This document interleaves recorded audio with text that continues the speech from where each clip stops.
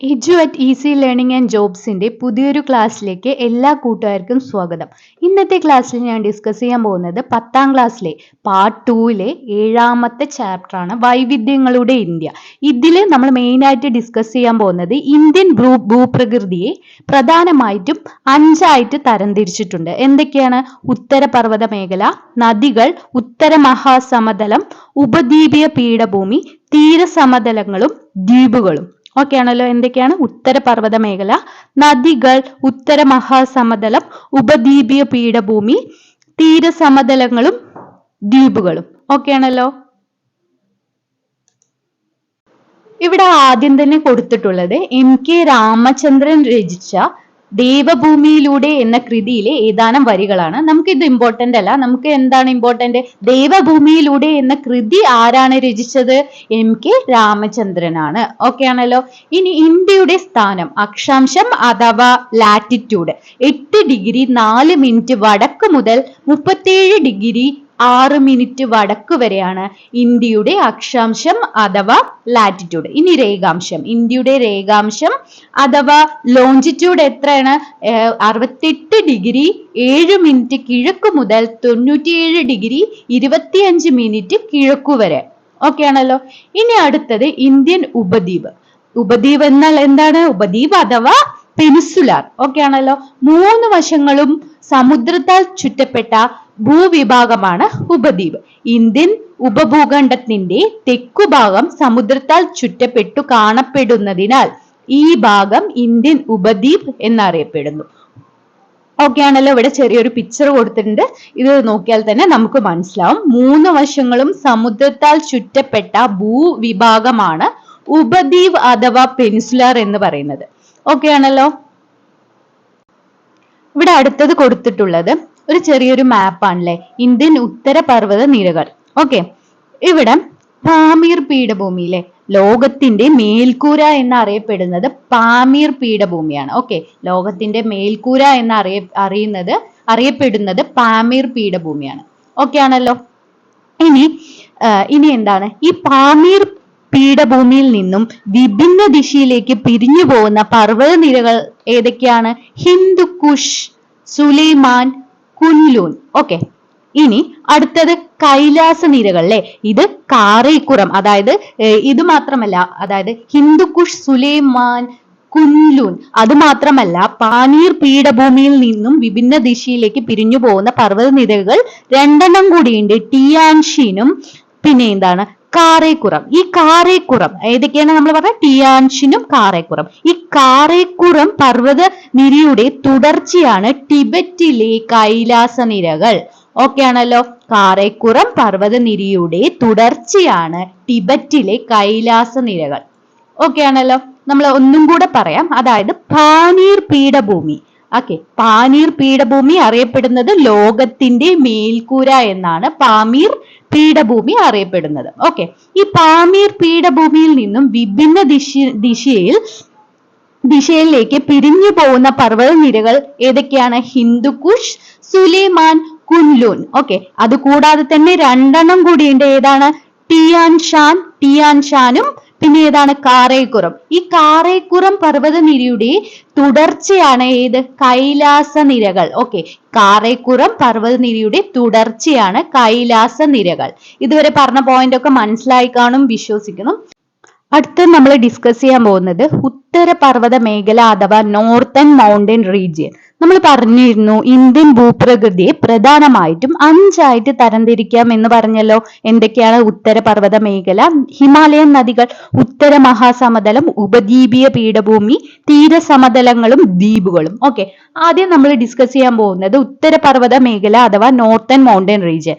കാശ്മീരിന് വടക്ക് പടിഞ്ഞാറ് മുതൽ ഇന്ത്യയുടെ കിഴക്കൻ അതിർത്തി വരെ ഒരു വൻമതിൽ പോലെ നിലകൊള്ളുന്ന ഈ പർവ്വത നിരകളെ ഉത്തരപർവ്വത മേഖല എന്നാണ് പറയുന്നത്. ഓക്കെ, കാശ്മീരിന് വടക്ക് പടിഞ്ഞാറ് മുതൽ ഇന്ത്യയുടെ കിഴക്കൻ അതിർത്തി വരെ വൻമതിൽ പോലെ നിലകൊള്ളുന്ന പർവ്വത നിരകളെ ഉത്തരപർവ്വത മേഖല എന്നാണ് പറയുന്നത്. ഉത്തരപർവ്വത മേഖലയെ നമുക്ക് 3ആയിട്ട് തരംതിരിക്കാം. എന്തൊക്കെയാണ്? ട്രാൻസ് ഹിമാലയം, കിഴക്കൻ മലനിരകൾ എന്നിങ്ങനെ നമുക്ക് 3ആയിട്ട് തരംതിരിക്കാം. ഓക്കെ, ഓക്കെ ആണല്ലോ. ഇനി നമ്മൾ അതിനെ കുറിച്ചുള്ള ഡീറ്റെയിൽ ആയിട്ട് തന്നെ നോക്കാം. ഉത്തരപർവ്വത മേഖലയെ നമുക്ക് മെയിൻ ആയിട്ട് മൂന്നായിട്ട് തരംതിരിക്കാം എന്ന് പറഞ്ഞു അല്ലെ. ആദ്യത്തെ ട്രാൻസ് ഹിമാലയം, കാരക്കോറം, ലഡാക്ക്, സസ്കർ എന്നീ പർവ്വതനിരകൾ ചേർന്നതാണ് ട്രാൻസ് ഹിമാലയം. ഏതൊക്കെ പർവ്വതനിരകൾ ചേർന്നതാണ് ട്രാൻസ് ഹിമാലയം? കാരക്കോറം, ലഡാക്ക്, സസ്കർ എന്നീ പർവ്വതനിരകൾ ചേർന്നതാണ് ട്രാൻസ് ഹിമാലയം. ഓക്കെ. ഇനി ഇന്ത്യയിലെ ഏറ്റവും ഉയരമുള്ള കൊടുമുടിയായ മൗണ്ട് കെ2 അഥവാ മൗണ്ട് കെ2വിന്റെ മറ്റൊരു പേര് എന്താണ്? ഗോഡ്വിൻ ഓഗ്സ്റ്റീൻ സ്ഥിതി ചെയ്യുന്നത് കാരക്കോറം നിരകളിലാണ്. ഓക്കെ, PSC റിപ്പീറ്റ് ചെയ്ത് ചോദിക്കാറുള്ള ക്വസ്റ്റ്യൻ ആണ്. അതായത് ഇന്ത്യയുടെ ഏറ്റവും ഉയരമുള്ള കൊടുമുടിയായ മൗണ്ട് കെ2 അഥവാ ഗോഡ്വിൻ ഓഗ്സ്റ്റീൻ സ്ഥിതി ചെയ്യുന്നത് കാരക്കോറം നിരകളിലാണ്. ഇനി മൗണ്ട് കെ2വിന്റെ ഉയരം ഇവിടെ കൊടുത്തിട്ടുള്ളത്, ടെക്സ്റ്റ് ബുക്കിൽ കൊടുത്തിട്ടുള്ളത് 8661 മീറ്റർ ആണ്. പക്ഷെ ശരിയായിട്ടുള്ള ഉയരം എത്രയാണ്? 8611 മീറ്റർ ആണ് ശരിയായിട്ടുള്ള ഉത്തരം. അത് നോട്ട് ചെയ്തിട്ട് തന്നെ പഠിച്ചു പോവാ. ഇനി ട്രാൻസ് ഹിമാലയത്തിന്റെ ശരാശരി ഉയരം എത്രയാണ്? 6000 മീറ്റർ ആണ്. ഓക്കെ. ഇനി അടുത്ത് നമ്മൾ ഡിസ്കസ് ചെയ്യാൻ പോകുന്നത് എന്താണ്? ഹിമാലയം. ട്രാൻസ് ഹിമാലയത്തിനും കിഴക്കൻ മലനിരകൾക്കും ഇടയിൽ വടക്കു പടിഞ്ഞാറൻ തെക്ക് കിഴക്ക് ദിശയിലാണ് ഹിമാലയ പർവ്വതനിരകൾ സ്ഥിതി ചെയ്യുന്നത്. ഓക്കെ, ഈ പർവ്വതനിരകൾക്ക് ഏകദേശം എത്ര നീളമുണ്ട്?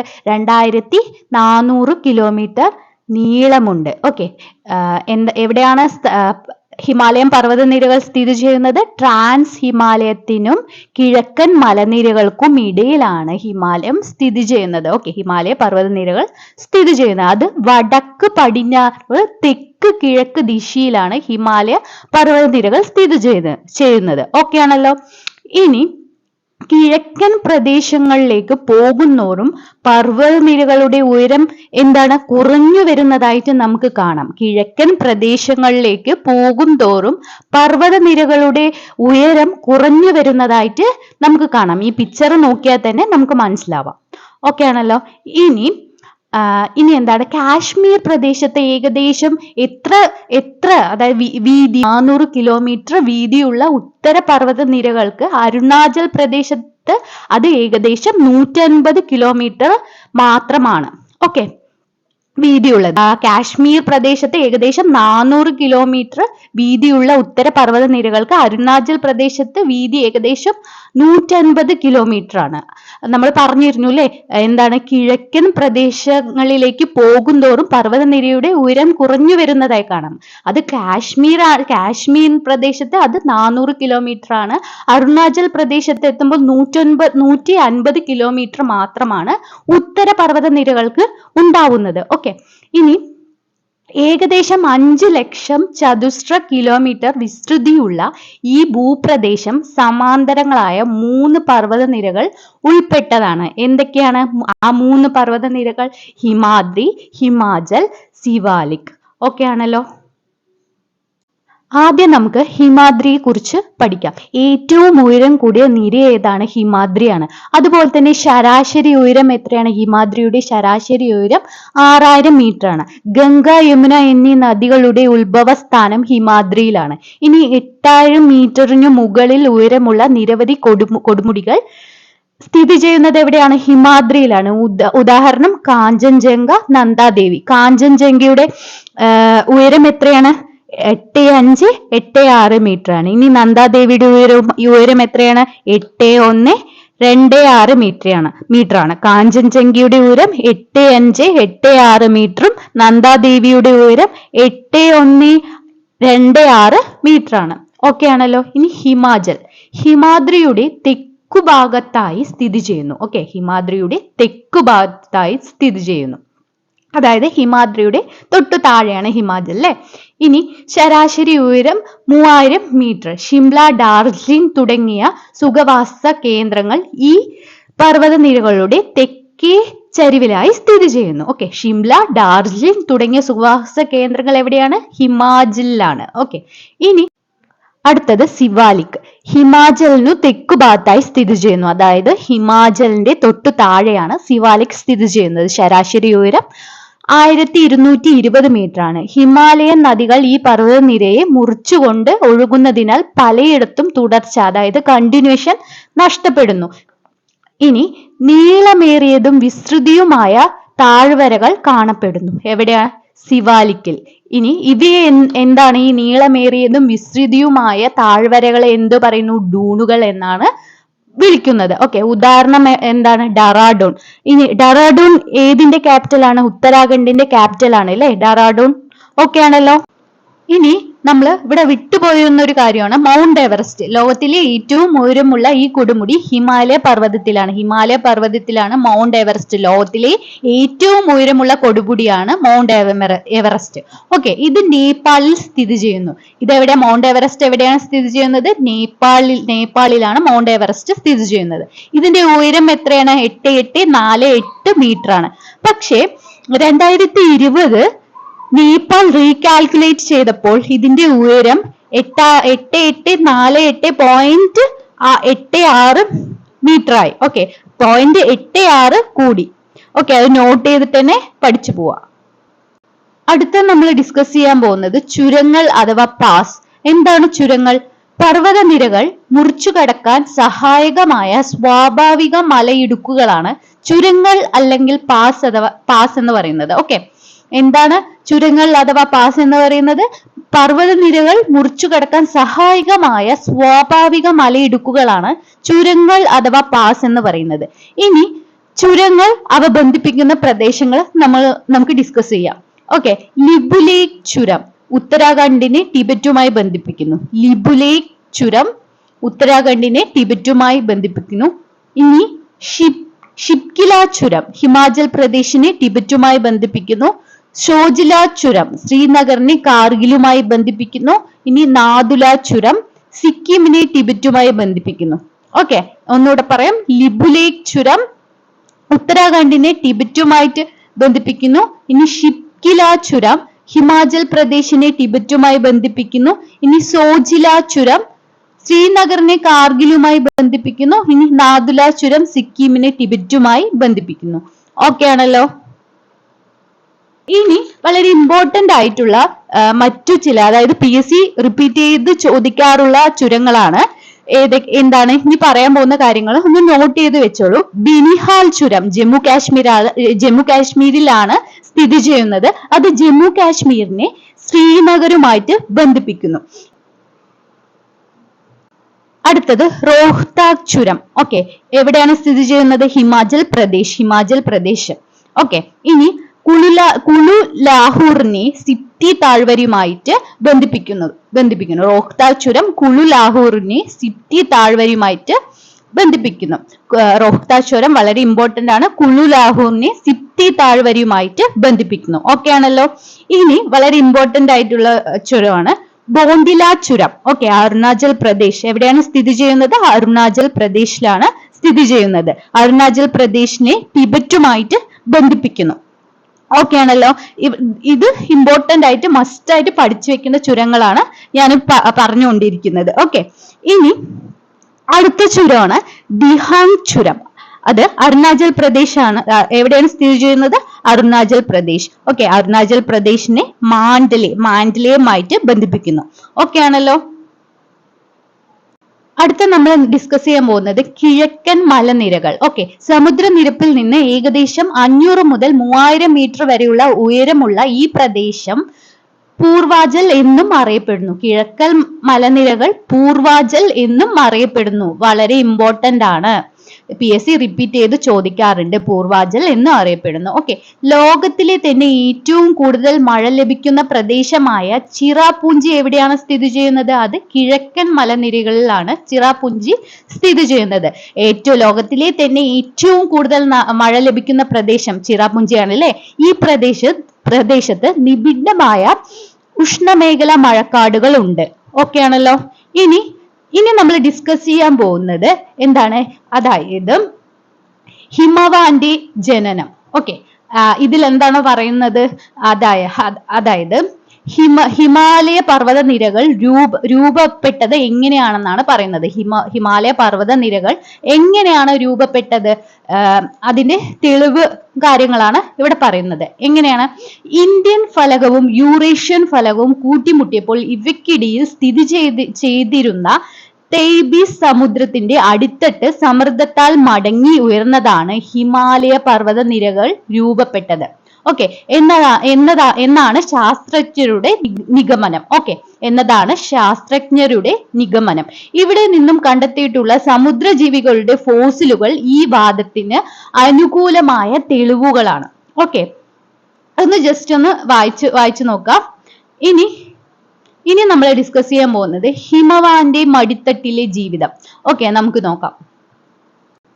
ഇവിടെ മെയിൻ ആയിട്ട് പറയുന്നത് അവിടുത്തെ ജനങ്ങളുടെ ജീവിതത്തെ കുറിച്ചിട്ടാണ്. അവിടുത്തെ ജനങ്ങളുടെ ജീവിതം എന്ന് പറയുന്നത് മൃഗപരിപാലനമാണ് അവിടുത്തെ ജനങ്ങളുടെ ജീവിത മാർഗം എന്ന് പറയുന്നത്. ഓക്കെ, പുൽമേടുകളെ ആശ്രയിച്ചിട്ടാണ് മൃഗപരിപാലനം അവർ നടത്തിക്കൊണ്ടിരുന്നത്.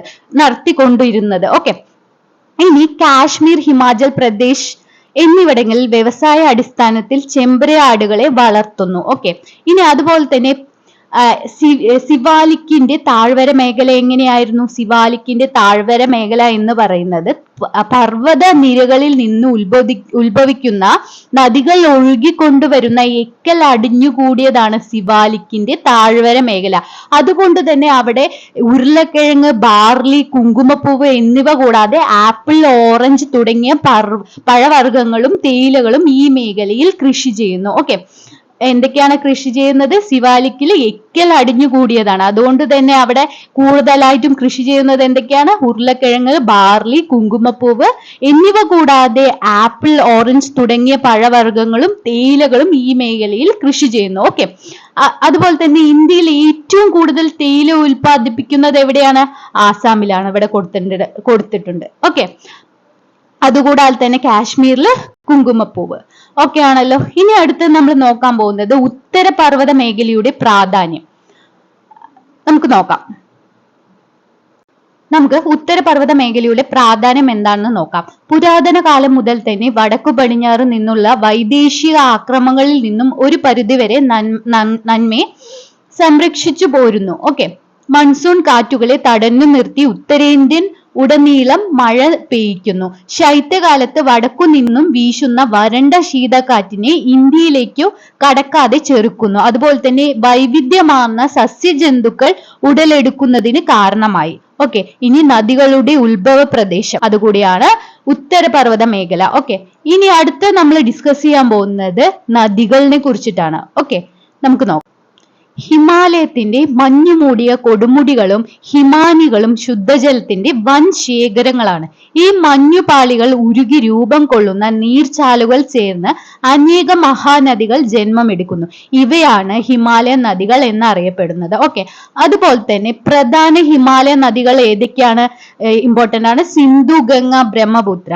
ഇവിടെ പിന്നെ കൊടുത്തിട്ടുള്ളത് ഗംഗയുടെ ഉത്ഭവ സ്ഥാനത്തിന്റെ ചെറിയൊരു പിക്ചർ കൊടുത്തിട്ടുണ്ട്. എവിടെയാണ്? ഗോമുഖ് ഗുഹ അല്ലെ. ഇനി അതുപോലെ തന്നെ മാനസ സരോവർ തടാകത്തിന്റെ ഒരു പിക്ചർ ഇവിടെ കൊടുത്തിട്ടുണ്ട്. മാനസ സരോവർ തടാകത്തിന്റെ ഒരു പിക്ചറും ഗംഗയുടെ ഉത്ഭവ സ്ഥാനം എവിടെയാണ്? ഗോമുഖ് ഗുഹ അല്ലെ. നമുക്ക് ഡീറ്റെയിൽ ആയിട്ട് നോക്കാം. അതുപോലെ തന്നെ ബംഗ്ലാദേശിൽ ബ്രഹ്മപുത്രയെ എന്താണ് അറിയപ്പെടുന്നത്? ജമുന എന്നാണ് ബംഗ്ലാദേശിൽ ബ്രഹ്മപുത്രയെ അറിയപ്പെടുന്നത്. ഓക്കെ, ടിബറ്റിൽ ബ്രഹ്മപുത്രയെ എങ്ങനെയാണ്? സാങ്പോ എന്നാണ് അറിയപ്പെടുന്നത്. ടിബറ്റിൽ ബ്രഹ്മപുത്രയെ സാംപോ എന്നാണ് അറിയപ്പെടുന്നത്. ഓക്കെ ആണല്ലോ. PSC റിപ്പീറ്റ് ചെയ്ത് ചോദിക്കാറുള്ള ക്വസ്റ്റ്യൻ ആണല്ലേ. ബംഗ്ലാദേശിൽ ബ്രഹ്മപുത്രയെ എങ്ങനെയാണ് അറിയപ്പെടുന്നത്? ജമുന എന്നാണ്. ടിബറ്റിൽ ബ്രഹ്മപുത്രയെ എങ്ങനെയാണ് അറിയപ്പെടുന്നത്? സാങ്പോ എന്നാണ്.